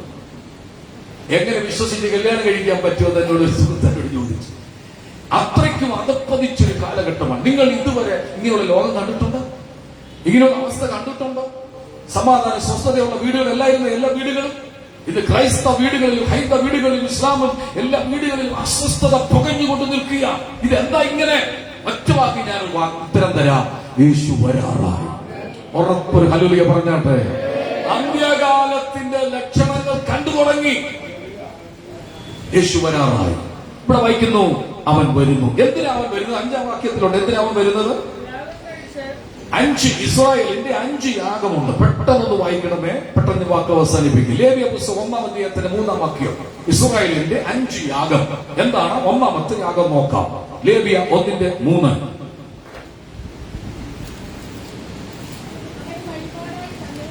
അവൻ വഴിപാടായി കന്നുകാലം അർപ്പിക്കുന്നെങ്കിൽ ഹോമയാഗം. അത് മാത്രം എല്ലാവരും ഒന്ന് പറഞ്ഞേ, കുറച്ചുകൂടെ നല്ല ശബ്ദത്തിലൊന്ന് പറഞ്ഞേ. നിങ്ങൾ ആരോടെ പിണങ്ങിയിരിക്കുന്നവരിയ്ക്കുന്നല്ലോ, ഒന്ന് ശബ്ദത്തിലൊന്ന് പറഞ്ഞേ. മക്കളെ ഉറക്കെ ഉറക്കെന്ന് പറഞ്ഞേ. 1-ാമത്തെ യാഗം ഏതാണ്? ഇസ്രായേലിന്റെ 1-ാമത്തെ യാഗം ഏതാണ്? ഹോമയാഗം. ഈ യാഗത്തെ കുറിച്ച് ഉൽപ്പത്തി പുസ്തകം 22-ാം അധ്യായം നിങ്ങൾ കണ്ടിട്ടുണ്ടോ? ഇസ്ഹാക്കിനെ മോറിയ മലയിൽ കൊണ്ടുപോയി എനിക്ക് വേണ്ടി യാഗമർപ്പിക്കണം. ഹോമയാഗം, തോലുരിച്ചുള്ള യാഗം, മുറിച്ചുള്ള യാഗം, രക്തം ചൊരിഞ്ഞുള്ള യാഗം. 1-ാമത്തെ യാഗം ഹോമയാഗമായിരുന്നു. 2-ാമത്തെ യാഗം നോക്കിക്കേ. ലേവ്യ പുസ്തകം 2-ാം അധ്യായത്തിന് 1-ാം വാക്യം. ആരെങ്കിലും ഹോമിക്ക് ഭോജനയാഗം എന്ന് പറഞ്ഞേ. 2-ാമത്തെ യാഗം ഏതാണ്? ഭോജനയാഗം. നിങ്ങൾ മറക്കരുത്. അടുത്ത പ്രാവശ്യം യോഗത്തിന് ചോദിക്കും, ഏതാണ് 2-ാമത്തെ യാഗം? ഭോജനയാഗം. നിങ്ങൾ കേട്ടിട്ടുണ്ടോ? 2 രാജാക്കന്മാരുടെ പുസ്തകത്തിൽ ഒന്ന് രാജാക്കന്മാരുടെ പുസ്തകത്തിൽ എഴുതിയിട്ടുണ്ട്, ഭോജനയാഗം കഴിക്കുന്ന സമയത്ത് ഏലിയ ഒന്ന് പറഞ്ഞൊരു വാക്കുണ്ട് അല്ലെ, ഭോജനയാഗം കഴിക്കുന്ന സമയത്ത് അതുവരെ പൈശാചിക മണ്ഡലങ്ങൾക്ക് യാഗം നടത്താനുള്ള സമയമാണ്. ആ ഭോജനയാഗത്തിന്റെ സമയമായാൽ പിന്നെ അഭിഷക്തന്മാരുടെ സീസണാണ്. എല്ലാവർക്കും പിടികിട്ടിയില്ല. ഭോജനയാഗത്തിന് മുമ്പുള്ള സമയം ബാലിനും അശേരയ്ക്കുമുള്ള സമയമാണെങ്കിൽ ഭോജനയാഗം തുടങ്ങിയാൽ അത് അഭിഷക്തരുടെ സീസണാണ്. ഏലിയാവ്, നിനക്ക് പ്രവർത്തിക്കാനുള്ള സമയം അടുത്തു വരിക, നിനക്ക് ജ്വലിക്കാനുള്ള സമയം അടുത്തു വരിക. ബാലിന്റെ ആളുകൾ കാണുക, അശേരയുടെ ആളുകൾ കാണുക. ദൈവം നിന്നെ മാനിക്കുന്ന ഒരിടമായി ദൈവം തീർക്കാൻ പോകുക. ആ കൈയൊന്ന് അടിച്ചു ദൈവത്തിന് സ്തോത്രം ചെയ്യാനായിട്ട്. നിന്റെ ദൈവം എവിടെയെന്ന് ചോദിക്കുന്ന ജാതികളുടെ മുമ്പിൽ, അന്യാരാധനക്കാരുടെ മുമ്പിൽ, വിഗ്രഹാരാധികളുടെ മുമ്പിൽ ഏലിയാവെ നിനക്കൊരു ചാൻസ് തരാൻ പോവുക. ആ ചാൻസ് എപ്പോഴാണ്? ഭോജനയാഗം കഴിക്കുന്ന നേരമായപ്പോ ഏലിയാവ് വിളിച്ചു പറഞ്ഞു. അപ്പൊ രണ്ടാമത്തെ യാഗം ഏതാണ്? ഭോജനയാഗം. ഇനി മൂന്നാമത്തെ നമുക്കൊന്ന് വേഗത്തിൽ നോക്കാം. ലേവ്യ പുസ്തകം 3-ാം അധ്യായത്തിന്റെ 1-ാം വാക്യം. മൂന്നാമത്തെ ഏത് യാഗമാണ്? സമാധാനയാഗം. പറഞ്ഞ് ആദ്യം പറഞ്ഞ് 1 ഹോമയാഗം, 2 ഭോജനയാഗം, 3 സമാധാനയാഗം. ഇതിനൊക്കെ എന്തൊക്കെ വസ്തുക്കൾ ഉണ്ടെന്നുള്ള വായിക്കാൻ സമയമില്ല. അതിനെല്ലാം ആത്മീയ അർത്ഥങ്ങളുണ്ട്. അതിനുവേണ്ടിയല്ല ഞാൻ ഈ പറയുന്നത്. യാഗം കഴിച്ച് ചില ആളുകളെ കൊണ്ടുവരാൻ ആര് വരാൻ പോവുകയാണ്?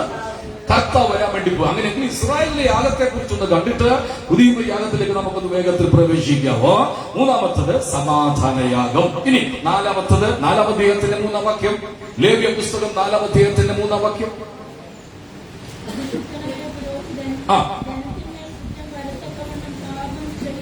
എങ്കിൽ പാപയാഗം, ഉറക്കെ പറഞ്ഞിട്ട് പാപയാഗം. ഇനി 5-ാം അധ്യായത്തിന്റെ 6-ാം വാക്യം. 5-ാം അധ്യായത്തിന്റെ 6-ാം വാക്യം. ലേവ്യ 5:6. 5-ാമത്തെ യാഗം എന്താണ് കണ്ടത്? അകൃത്യയാഗം. ആ 5 യാഗവും ഒന്ന് ഉറക്കെ പറഞ്ഞിട്ട്, ഉറക്കെ പറഞ്ഞിട്ട്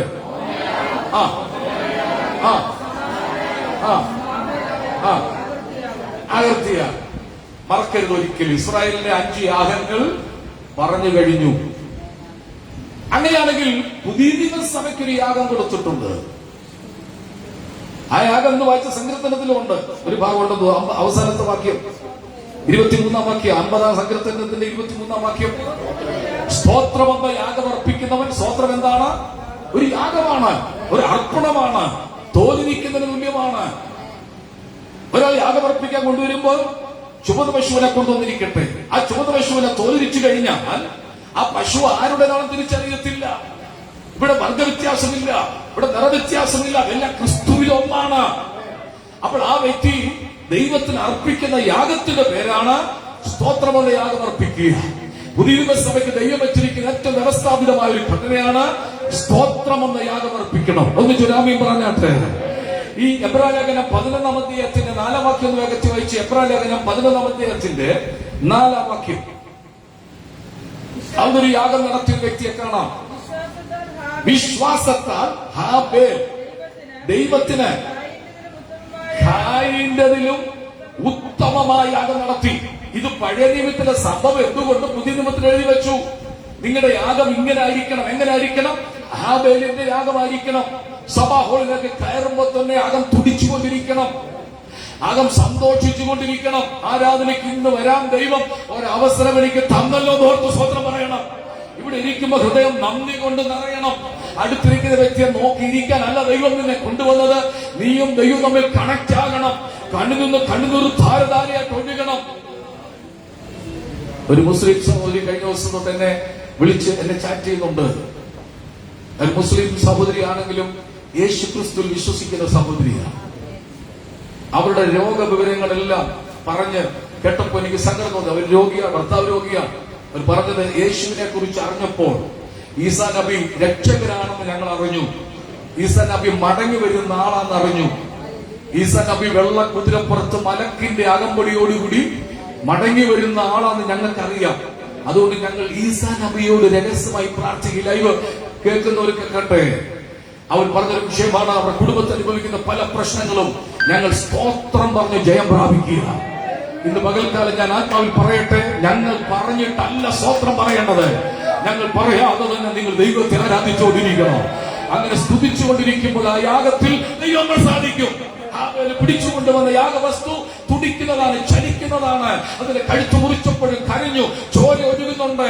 വചനം പറയുന്നു, ഖായിന്റെ യാഗത്തെക്കാട്ടിലും ദൈവം പ്രസാദിച്ചത് ഹാബേലിന്റെ വഴിപാടിലാണ്. എങ്ങനെയാണെന്നറിയാമോ? 3 ഗുണങ്ങൾ അവനുണ്ടായി. ഒന്ന്, ഉത്തമയാഗം.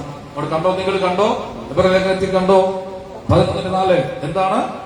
ഉത്തമയാഗം നടത്തി, ശ്രേഷ്ഠമേറിയ ആരാധന നടത്തിയിട്ട് പോകാവൂ. ഹലോ, ഇങ്ങോട്ട് നോക്കി. ആരാധനയ്ക്ക് വരുമ്പോൾ ഉത്തമ ആരാധന നടത്തണം. അടുത്തിരിക്കുന്ന ആൾ ഇവിടെ വെറുതെ ഇരുന്നോട്ട്, പക്ഷെ നീ ദൈവത്തെ ആരാധിക്കണം. ശ്രദ്ധിച്ചേ, ഹാബേലിന്റെ വഴിപാടിൽ ദൈവം പ്രസാദിക്കാനുള്ള കാരണം അവന്റെ കളർ കൊണ്ടോ അവന്റെ ശബ്ദം കൊണ്ടോ അവന്റെ ഇളയവനായതുകൊണ്ടല്ല. ദൈവം പ്രസാദിച്ചതിന്റെ ഒന്നാമത്തെ കാര്യം, അവൻ നടത്തിയ ആരാധന വില കൊടുത്ത ആരാധനയാണ്. എത്ര പേര് ആരാധനയ്ക്ക് വില കൊടുക്കുന്നുണ്ട്? ശനിയാഴ്ച വൈകിട്ട് മുഴങ്കാലുകളിൽ നിന്ന് എത്ര പേര് പ്രാർത്ഥിക്കും? ഞായറാഴ്ച എഴുന്നേൽക്കുമ്പോൾ ഇന്നത്തെ ആരാധന വിടുതൽ നടക്കണമെന്ന് പ്രാർത്ഥിച്ചു വന്ന എത്ര പേരുണ്ട്? എങ്കിൽ ഞാൻ നിങ്ങളുടെ ദൂത് പറയാം, നിങ്ങളുടെ യാഗം ഉത്തമ യാഗമാണ്. രാവിലെ എഴുന്നേറ്റ ഉടനെ പല്ലും തേച്ചു കുളിച്ചു പെട്ടെന്ന് ബൈബിൾ എടുത്തുകൊണ്ട് ഓടി വരുന്നവരല്ല. ദൈവത്തിൽ ഇരുന്ന് കുറെ മണിക്കൂർ ജാഗരിച്ച്, ഇന്നത്തെ ആരാധനയിൽ എന്നോട് ദൈവം സംസാരിക്കണമേ, ഇന്നത്തെ ആരാധന എനിക്കൊരു സൗഖ്യം തരണമേ, ഇന്നത്തെ ആരാധനയുടെ കെട്ടുകളെ പൊട്ടിക്കണമേ, ഇന്നത്തെ ആരാധനയിൽ മഹത്വം വെളിപ്പെടണമേ, ഇന്നത്തെ ആരാധന തേജസ് വെളിപ്പെടണമേ, ഇന്നത്തെ ആരാധന കൈ തൊട്ടവനെ സ്പർശിക്കത്തക്കവണ്ണം ഒരു അന്തരീക്ഷം ഉണ്ടാകണം. എത്ര പേര് പ്രാർത്ഥിച്ചു വന്നവരുണ്ട്? അവർക്കായി ഞാൻ ദൈവത്തിന് സ്തോത്രം ചെയ്യുകയാണ്. ഹാബേലിന്റെ വഴിപാടിൽ പ്രസാദിക്കാനുള്ള ഒന്നാമത്തെ കാര്യം മറക്കരുത്, ഉത്തമയാഗം നടത്തി. 2, അടുത്ത വാക്യത്തിൽ നോക്കിക്കേ. അതുകൊണ്ട് നീതിമാൻ എന്ന സാക്ഷ്യം. ആരാ കൊടുത്ത സാക്ഷ്യം? നമുക്ക് നമ്മുടേതായ സാക്ഷ്യമുണ്ട് കേട്ടോ.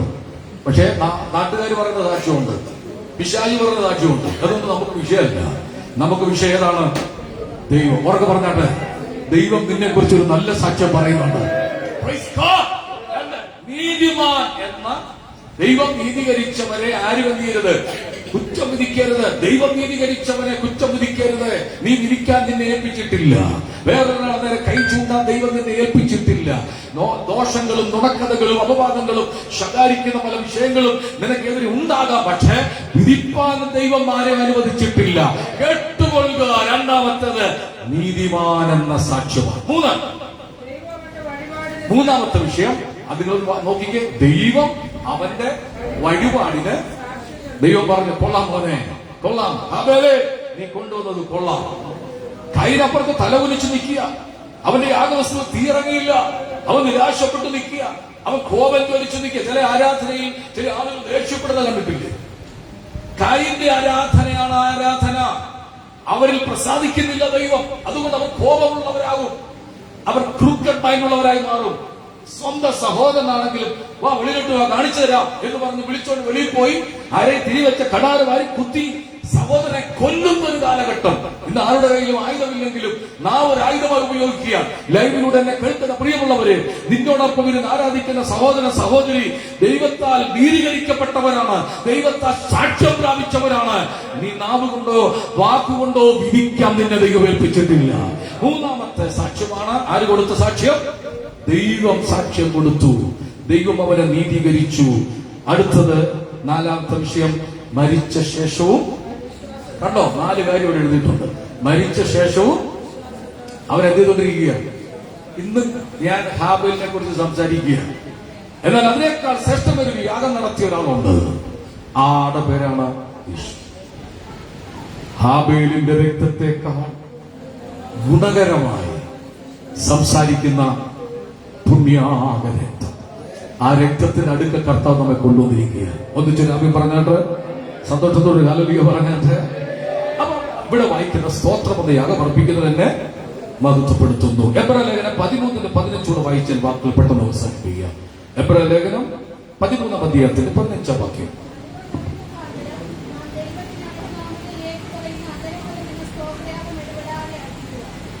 ഇത് ഒരു കണ്ടീഷനാണ്. എപ്പോഴൊക്കെ സ്തോത്രം പറയണം? നിങ്ങൾ ശ്രദ്ധിച്ച് എല്ലാവരും ഒന്ന് റെഡിയാക്കിയിരുന്ന് കേട്ടിരുന്നേ. എപ്പോഴൊക്കെ സ്തോത്രം പറയണം? അതെങ്ങനെ പറ്റുന്ന ഭാഷ?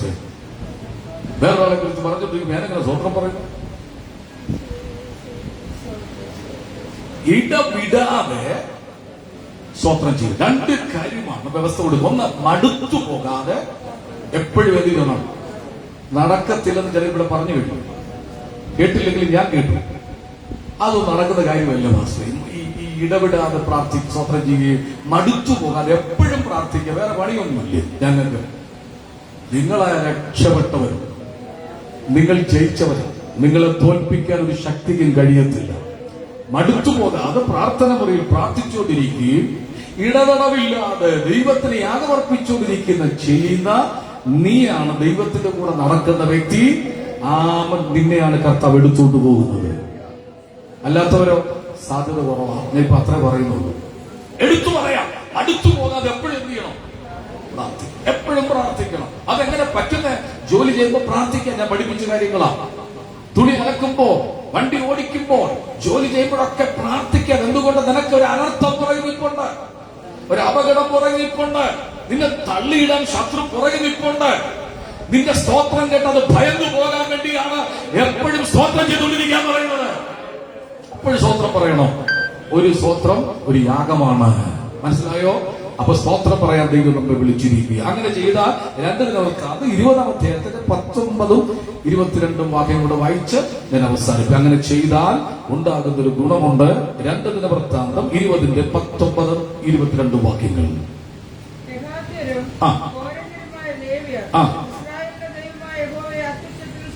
എങ്ങനെയാണ് സ്തുതിക്കേണ്ടത്?